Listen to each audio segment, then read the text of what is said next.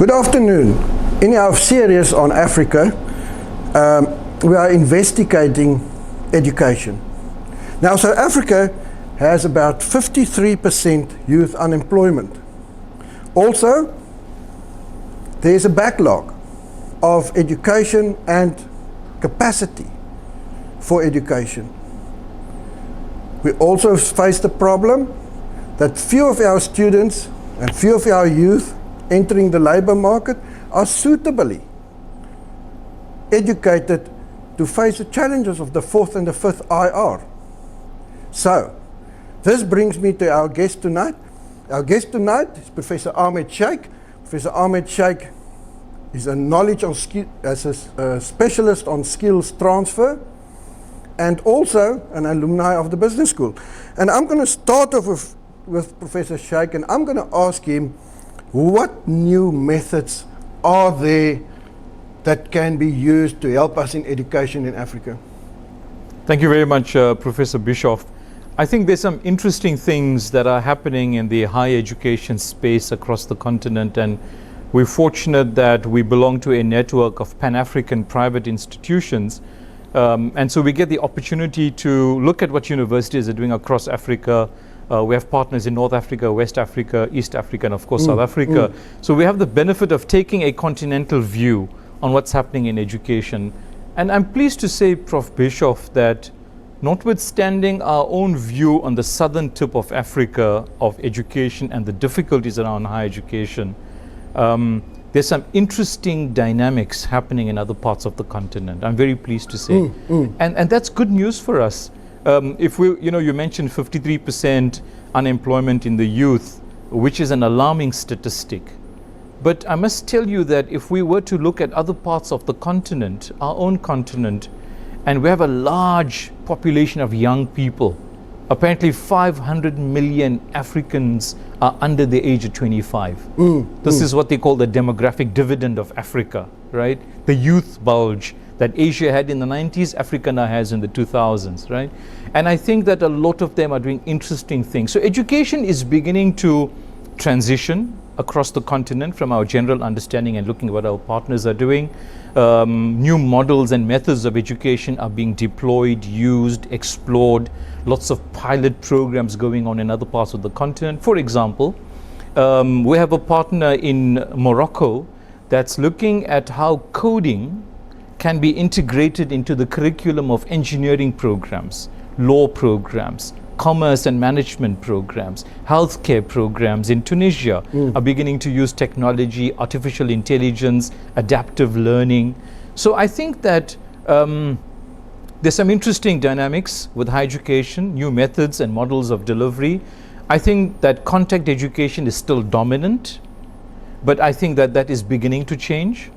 And they're largely moving to blended learning, some bit of online learning, and certainly educational technology is aggressively being brought into higher education. So there are definitely new methods and interesting pilots that are happening in different parts of the continent.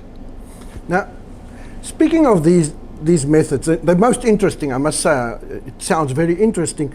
Given the pressure we have in Africa on numbers, which is probably our biggest concern, is the number pressure. Can we use some of these techniques and can they be applied in Africa successfully to help us overcome our education shortage?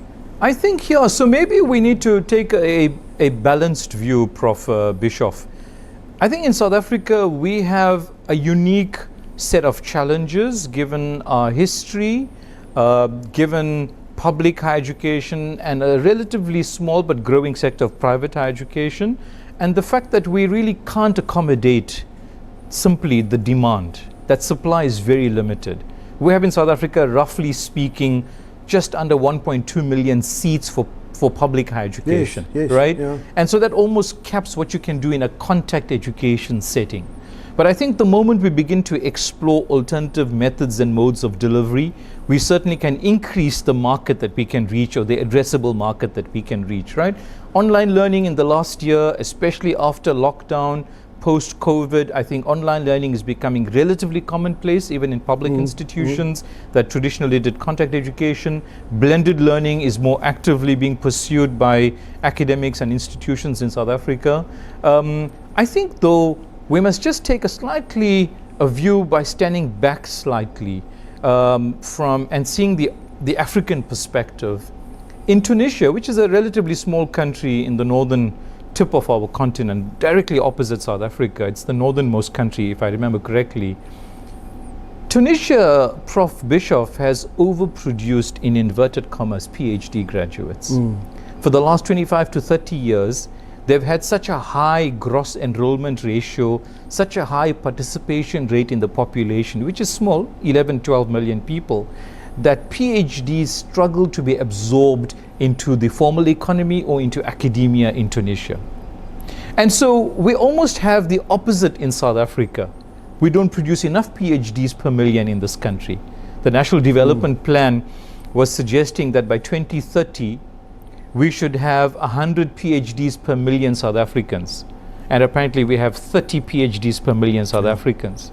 So we've got a long way to go just in taking the PhD DBA set of programs on the NQF level 10. Whereas Tunisia has the opposite problem. They've produced so many postgraduates and doctorates in particular that they struggle to absorb them into the formal economy and into higher education. So I think we've got mixed experiences across the continent. But to get back to your original question, what do we do with the pressure on numbers and the installed capacity of higher education? I think as South Africans and as a number of other countries in Africa are trying to do is actively and sometimes aggressively consider alternative methods and modes of delivery so that we're able to increase the participation rate in higher education. And technology is not the solution, but is certainly an enabler of that solution. So I think exploring how educational technology can be used and how we could diversify methods and modes of delivery certainly can begin to solve the problem. I must conclude on this point, Prof, by saying that it's probably easier said than done for a number of countries on the continent because there is the difficulty of bandwidth, availability and cost. There is the issue of students not having access to technology, devices. And so the so-called digital divide that we loosely talk about in the African continent is a reality. And so I think we need to think through this carefully as to how best can we increase or lead to massification of higher education, keeping each country's resources and challenges in mind on the technology resources side. Yeah, very, very interesting, especially the infrastructure, the digital divide, all those challenges we have. And I'm going to put you a bit on the spot, Prof. Look in your crystal ball and in the near future, how do you think education will develop in Africa?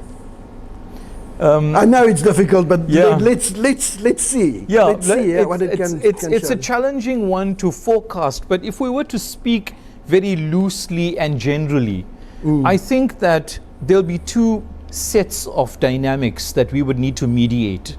On the one hand, unfortunately, and God forbid, a lot of African students will struggle to access technology. They will struggle to access the infrastructure that's required for meaningful online delivery. And they will struggle with generally low quality schooling and higher education. Unfortunately, that's one set of dynamics, and God forbid that that actually continues to play itself out further. So that's one. But there's another set of dynamics that potentially could happen, and God willing it happens, that African students will be able to access the fourth industrial revolution as any student around the world should be able to access the fourth industrial revolution. They will meaningfully participate in online education. They will use artificial intelligence and adaptive learning, and they will definitely look beyond traditional education, contact, on campus, full time. They will begin to consider off campus, part time, blended, and certainly even in the structure of a degree, they will begin to consider hybrid degrees where more than one discipline is merged into a degree. For example, business and engineering. They will also begin to explore the concept of nano degrees. They will begin to explore micro learning. And a lot of educational technology companies in the so-called Northern Hemisphere are really attracting African students to consider these alternatives. So I think there's a second set of dynamics, a positive one, that will not be held back by the physical infrastructure of public universities, or will not be held back because public higher education is being defunded.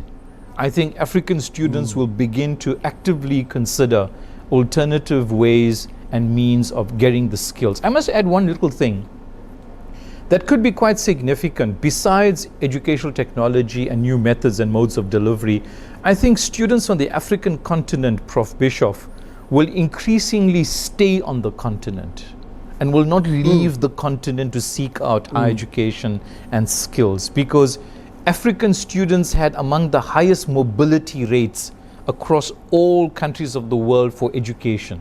They had to leave the continent to go and get education and to get skills development. So I think this is an important new dynamic. We are now beginning to see, according to World Bank and other institution statistics, that that mobility rate is dropped. More students are staying on the continent and they're seeking out new ways of getting skills and education. And one little thing here that we have in our own experience at Regent is that we've had to, Prof. Bischoff, and you may have seen this on campus, laboratorize education. What we call laboratorizing education is where you take the skills development element of an FOI program and you move it into a lab environment, because skills are best learned by doing.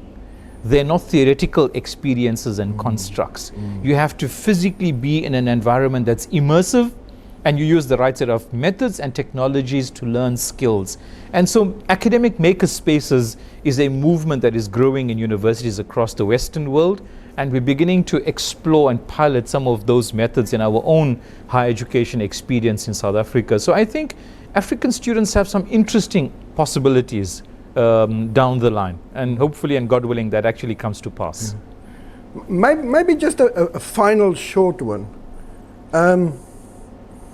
Looking at Africa, looking at possible skills transfer and employability, your view is positive, negative? Which one? Which way do you see?